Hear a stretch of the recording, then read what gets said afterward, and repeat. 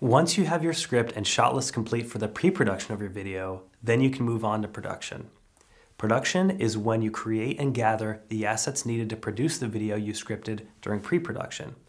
Before recording, you need to determine the equipment and space needed to produce high-quality video content. There's a lot to consider here. So for details, check out Wistia's Beginner's Guide to Video Production in the Resources section. Too often, the fear and uncertainty of equipment keeps businesses from creating video content. But learning to shoot video doesn't have to be overwhelming. Let's review the equipment you'll need first. To start, you need to have a camera. It's likely you have a great, easy-to-use camera right in your pocket, your smartphone.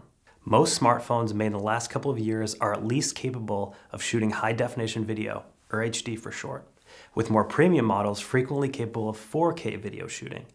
Videos shot in 4K have a very sharp image quality, with a horizontal screen resolution of around 4,000 pixels. For context, 4K video is a picture with about 8.3 million pixels, or about 4 times as many as standard HD TV. Either of these options will work if you're just getting started.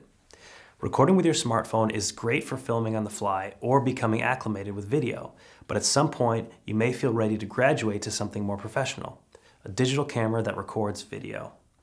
You may think working with a professional digital camera is intimidating, but really it's not.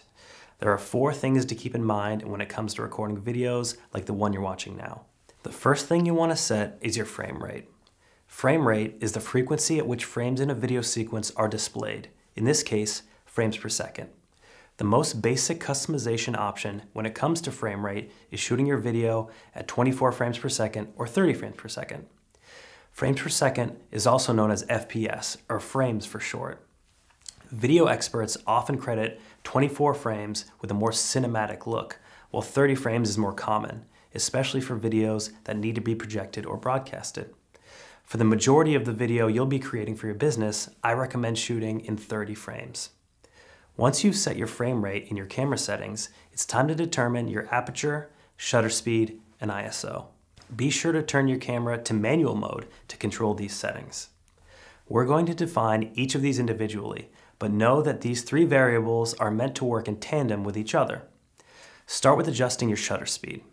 Shutter speed refers to the length of time the camera sensor is exposed to light.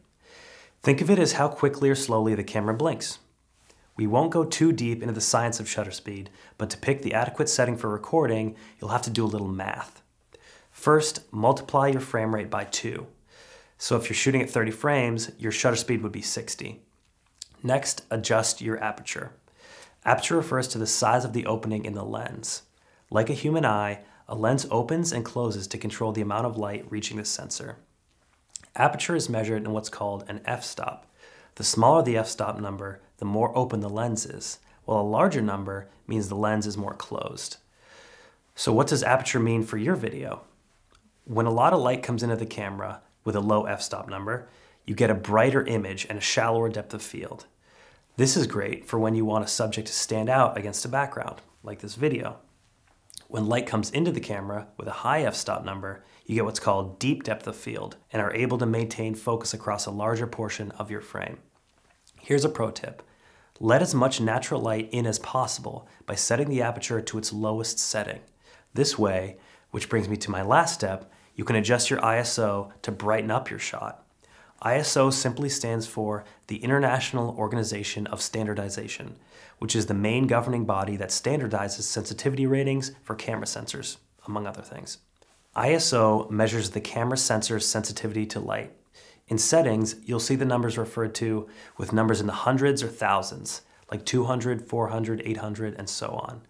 The higher the number, the more sensitive your camera is to light. The lower the number, the less sensitive. ISO also affects the graininess of the image. Low ISOs produce a crisp shot, while high ISOs create a more noisy, grainy shot. When choosing an ISO, consider the lighting. If your subject is well lit, for example, if you were standing outside or using a lighting system, you can get by with a lower ISO, ideally around 100 to 200. If you're indoors in a low light situation, you'll need to bump up the ISO. Just be careful of how grainy it makes your shot. If possible, make it a best practice to keep your ISO below 400. Otherwise, your footage will appear grainy. As a reminder, shutter speed, aperture, and ISO work together in tandem. For example, the Digital Nomad tips video Justin and I produced was shot in 30 frames. And because I have to double the frames to get my shutter speed, I recorded with a shutter speed of 60. I had the aperture as low as it would go at 4.5 to get a brighter image with a shallow depth of field, which is why the background is out of focus.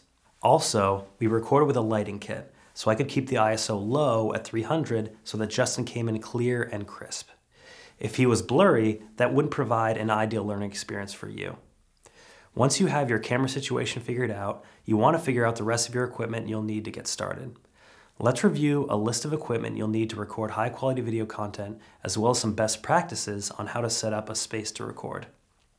First, use a tripod to stabilize your camera. It should go without saying, but the handheld method you use for your Instagram story isn't going to cut it. Tripods will ensure that you maintain a steady shot and not break any expensive equipment in the process. Second, get a lighting kit. The traditional setup of video lights is known as three-point lighting. As you might guess, it involves 3 lights placed strategically around the subject, wrapping them in light and creating appealing shadows on their face. To start, you'll need a key light. Place this light at a 45-degree angle to the left or right of the subject. Lift the light above their head and aim it downwards. As the name suggests, this is the key light, and it should be bright enough that it could be the only light in the scene if it had to be. Next, place the fill light at a 45-degree angle on the other side and lift it close to or just above eye level. The purpose of the fill is to soften the shadows created by the key, but without getting rid of them completely. Therefore, the fill should be dimmer than the key light. If you have to use the same type of light for both, scoot the fill back and diffuse it by clipping a clear shower curtain onto the clamp light with clothespins. Finally, the backlight will add a third layer of dimension. Scoot your subject away from the background. Lift a light above the subject's head and place it behind them and off to the side so that it's out of the frame. The light should be aimed at the back of their head, creating a subtle rim of light and separating them from the background. Third, record audio with a separate device. Once you begin testing out your camera's video capabilities, you'll notice that it has an internal microphone to record audio. We recommend only using this audio as a reference for syncing audio from a different source, rather than using it in your final video. If you set up your camera at a reasonable distance from your subject, you'll quickly learn that the internal microphone isn't powerful enough to adequately record audio at high quality. Instead, you should begin investing in a few pieces of quality sound equipment. Audio is just as important, if not more important, than the actual footage, so make it a priority. And fourth, set up your in-office studio. Now that you have all your equipment, you're finally ready to build your office studio. While you could always use a closet to store your equipment in, try and find a dedicated space to set everything up. By having a designated studio, you'll save a lot of prep time for each shot. Just make sure the room isn't too empty. If you have to, bring in a couch, chairs, or blankets to minimize the echoes in the room. Speaking of sound, pay special attention to the hum of the air conditioning. Find a room with minimal noise or turn down the fan during recording. Consider purchasing photography paper to create a background that's more appealing than a white conference room wall. When it comes time to record, clear out unnecessary people from the room and turn off the overhead lights. With your three-point lighting setup, there will be no need for those harsh fluorescents. When, and only when, everything is set up, call in your talent. There's nothing worse than being nervous and then having to anxiously watch as lights are turned on and the camera is tested. And that's it, an introduction to equipment and space needed to provide high-quality video content.